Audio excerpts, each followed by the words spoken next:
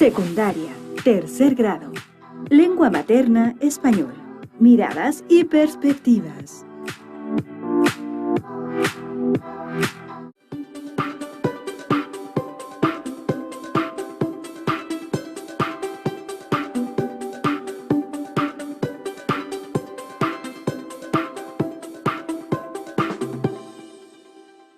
Hola amigas y amigos, bienvenidos a Aprende en Casa.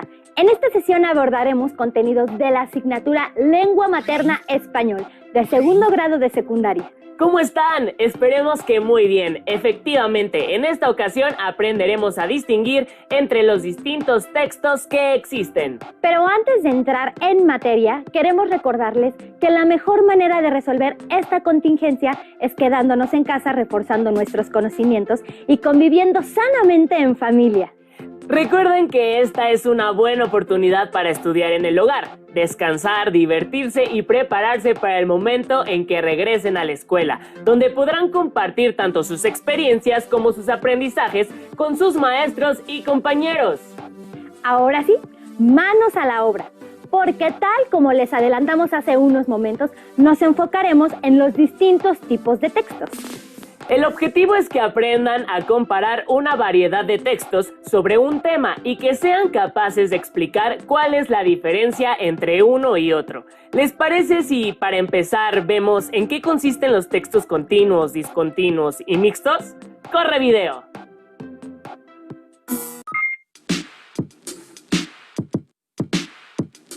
¿Qué has encontrado sobre las culturas prehispánicas? Hay muchísima información. Encontré mapas, infografías y líneas del tiempo, pero no sé por dónde empezar. La verdad no sé qué información sea más útil para la investigación. Ya sé. Hola, hay varias formas de organizar y explicar la información. ¿Qué les parece si las revisamos una por una para entender sus características, sus ventajas y cómo se leen?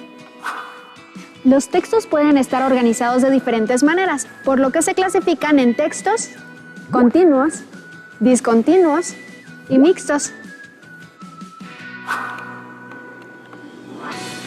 Los textos continuos están formados por oraciones que se organizan en párrafos. La información es secuencial y progresiva, y se necesita hacer una lectura completa de todo su contenido, por lo que se requiere de más tiempo para identificar las ideas principales. Por ejemplo, el poema Mi corazón ajeno, de la escritora mexicana Emma Godoy. Si pudiera matar mi corazón con el puñal del alba, si pudiera sin morirme con él, hundir mi corazón de siglos en las aguas del silencio de Dios. Si pudiera, mi corazón ajeno. Fragmento. Emma Godoy. Otro ejemplo de texto continuo es este artículo que habla acerca de cáncer. ¿Qué es el cáncer? Cáncer es el nombre que se da a un conjunto de enfermedades en las que las células del cuerpo empiezan a dividirse sin detenerse, por lo que se diseminan a otros tejidos. Esto ocurre en todos los tipos de cáncer. Por otro lado, hay textos discontinuos, en los que la información no está organizada de forma secuencial, es decir, carece de continuidad. La información es específica y concreta y se identifica fácilmente. Estos textos hacen uso de imágenes, fotografías, esquemas, líneas, etc. El lector puede elegir la sección o la parte con la que va a empezar y a continuar. Entre estos elementos se encuentran también las líneas del tiempo, las infografías, los mapas y los formatos de trámites institucionales, entre otros. Las líneas del tiempo representan relaciones temporales entre sucesos vinculados con un mismo tema y se organizan de manera cronológica. Se pueden emplear imágenes que refuerzan la información que se presenta, la cual debe ser muy breve. Según la presentación, se empiezan a leer por el evento más antiguo. Las infografías son textos que incluyen información icónica, con textos breves relacionados con un tema. Las infografías se pueden leer de diferentes maneras. Se puede comenzar por la exploración de textos y después las imágenes, o viceversa, empezando por la parte superior o inferior, de izquierda a derecha o viceversa. Los formatos o formularios de trámites institucionales son otro tipo de texto discontinuo. Son plantillas con espacios para anotar información vinculada con el trámite personal, familiar, escolar, laboral y sobre los requisitos e información administrativa para el trámite. Por lo general se leen de arriba hacia abajo y se identifican los datos que se deben anotar. Un texto mixto es la combinación de textos continuos y discontinuos. Por ejemplo, una gráfica, tabla o mapa con su respectiva explicación en prosa. Estos textos aparecen en revistas, libros de consulta e informes. Una manera de leerlos es observar los elementos que lo componen, como recursos gráficos, colores, simbología, recuadros, etc. Yo creo que los 3 tipos de textos nos pueden servir para la investigación. Yo también lo creo. Siempre me había preguntado cómo se llamaban esos textos que aparecen en las revistas y vienen acompañados de tablas, imágenes e infografías. Ahora ya lo sabes, y ustedes también. Por mi parte aprendí que una solicitud de empleo es un texto discontinuo. La próxima vez tendré que pedirlo en la papelería así. Señor, ¿me da un texto discontinuo? Claro que no, pero aprenderlo nos ayuda a saber cómo leerlo. Cada texto se lee de manera diferente y eso nos hace generar ciertas expectativas cuando nos enfrentamos a comparar ideas que provienen de diferentes textos, como lo veremos en el siguiente video. Cuando hacemos una investigación, podemos encontrar información o ideas que se complementan y otras que se contradicen. ¿Sabes identificarlas? ¿Para qué es útil reconocerlas? Vamos a investigar. Ya encontré varias fuentes con información sobre la energía nuclear. Empecemos por ver si hay alguna definición. Hay varias definiciones y no sé qué información seleccionar para el resumen. ¿Qué te parece si investigamos para saber qué información podemos aprovechar? De acuerdo, porque mira, yo digo... Cuando se realiza una investigación sobre un tema, es indispensable consultar distintos tipos de texto, como revistas de divulgación, libros y páginas web confiables, entre otros. Al realizar una investigación es frecuente encontrar información similar, complementaria y contradictoria. Las ideas similares entre 2 o más fuentes se manifiestan cuando éstas coinciden en el análisis o juicio que hacen sobre un determinado fenómeno. Incluso pueden tener una estructura idéntica o parecida. Las ideas complementarias sustentan y enriquecen las ideas principales. Cumplen la función de ampliar, detallar, demostrar o ejemplificar esas ideas. Las ideas contradictorias se pueden manifestar en textos distintos, cuando algunas de las ideas que los conforman disienten.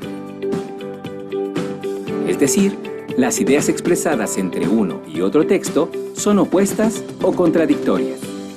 Son conceptos opuestos de tal manera que uno niega lo que el otro afirma.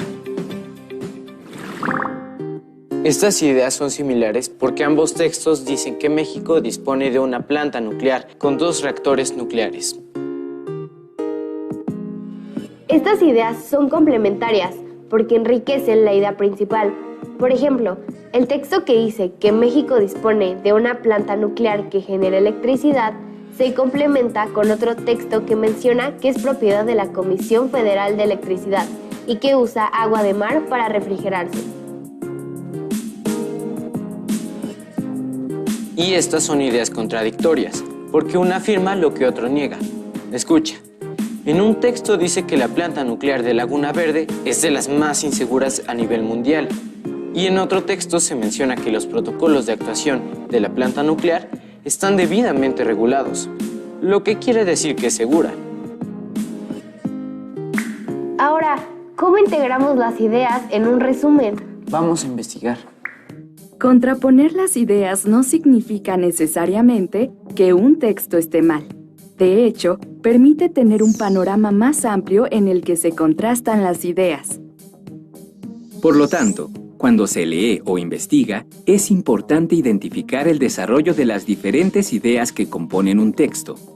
si hay similitud entre ellas y cómo se complementan para enriquecer el texto. Ya tenemos todo para elaborar nuestro resumen. Podemos iniciar con las ideas similares.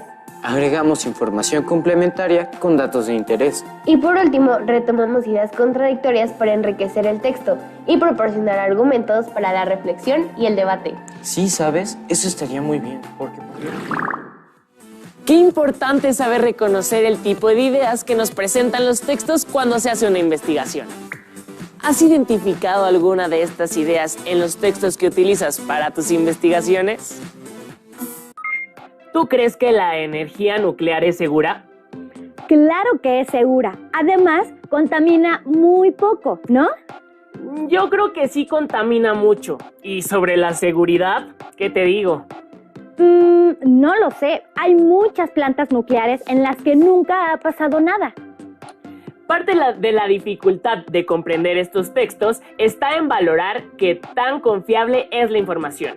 Veamos el siguiente video para ahondar más en el tema.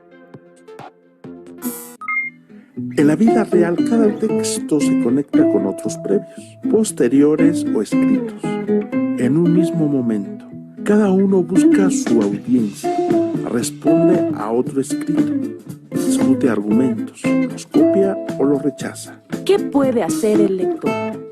Debe compararlos, darse cuenta de cómo se relacionan, cuáles son sus semejanzas o diferencias e identificar los efectos sociales del lenguaje en ambos. Esto para favorecer la interpretación. Te mostramos un ejemplo para que se comprenda mejor. Tenemos el primer texto de nombre La rana que quería ser una rana auténtica, del autor Augusto Monterroso. Había una vez una rana que quería ser una rana auténtica y todos los días se esforzaba en ello. Al principio se compró un espejo en el que se miraba largamente buscando su ansiada autenticidad. Unas veces parecía encontrarla y otras no, según el humor de ese día o de la hora. Hasta que se cansó de esto y guardó el espejo en un baúl. Por fin pensó que la única forma de conocer su propio valor estaba en la opinión de la gente. Y comenzó a peinarse y a vestirse y a desvestirse, cuando no le quedaba otro recurso, para saber si los demás la aprobaban y reconocían que era una rana auténtica. Un día observó que lo que más admiraban de ella era su cuerpo, especialmente sus piernas, de manera que se dedicó a hacer sentadillas y a saltar para tener unas ancas cada vez mejores, y sentía que todos la aplaudían. Y así seguía haciendo esfuerzos hasta que, dispuesta a cualquier cosa para lograr que la consideraran una rana auténtica, se dejaba arrancar las ancas y los otros se la comían. Y ella todavía alcanzaba a oír con amargura cuando decían ¡qué buena rana!, que parecía pollo. Un segundo texto, La inmolación por la belleza, del autor Marco de Neve. El erizo era feo y lo sabía. Por eso vivía en sitios apartados, en matorrales sombríos, sin hablar con nadie, siempre solitario y taciturno, siempre triste. Él, en realidad, tenía un carácter alegre y gustaba de la compañía de los demás. Solo se atrevía a salir a altas horas de la noche, y si entonces oía pasos, rápidamente erizaba sus púas y se convertía en una bola para ocultar su rubor. Una vez alguien encontró una esfera híspida, ese tremendo alfiletero. En lugar de arrociarlo con agua o arrojarle humo, como aconsejan los libros de zoología, tomó una sarta de perlas, un racimo de uvas de cristal, piedras preciosas o quizá falsas, cascabeles, 2 o 3 lentejuelas, varias luciérnagas, un dije de oro, flores de nácar y de terciopelo, mariposas artificiales, un coral, una pluma y un botón, y los fue enhebrando en cada una de las agujas del erizo, hasta transformar aquella criatura desagradable en un animal fabuloso. Todos acudieron a contemplarlo, según quien lo mirase. Semejaba la corona de un emperador bizantino, un fragmento de la cola del pájaro rojo. Si las luciérnagas se encendían, el fanal de una góndola empavesada para la fiesta del Bucentauro.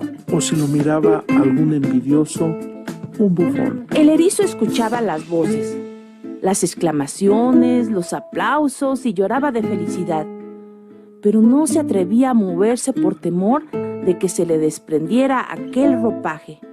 Así permaneció durante todo el verano. Cuando llegaron los primeros fríos, había muerto de hambre y de sed, pero seguía hermoso. Ahora que conocemos ambos textos, podemos compararlos a partir de las siguientes preguntas. ¿Cuál es el nombre de ambos textos? ¿A qué género pertenecen? ¿A qué tipo de lector está dirigido? ¿Cuál es su intención? ¿Cuáles son las semejanzas y diferencias entre ambos? De tal suerte que al recuperar esta información, el lector se dará cuenta que hasta ahora comprende mejor el tema al que se refieren ambos textos. Y hasta aquí terminamos con esta estrategia para la interpretación de textos. Gracias por tu atención. Nos vemos pronto. ¡Pobre erizo! Sí, pobre erizo y pobre rana. Por cierto, ¿se fijaron que a los textos complementarios y contradictorios también se les llama paralelos y opuestos? Es cierto, ¿sabes? Ya me dieron ganas de leer y comparar textos para escribir un ensayo sobre la salud en México. ¡Magnífico! ¡Yo te ayudo! Así concluimos esta sesión. Los invitamos a que sigan pendientes de la programación de Aprende en Casa. ¡Hasta entonces!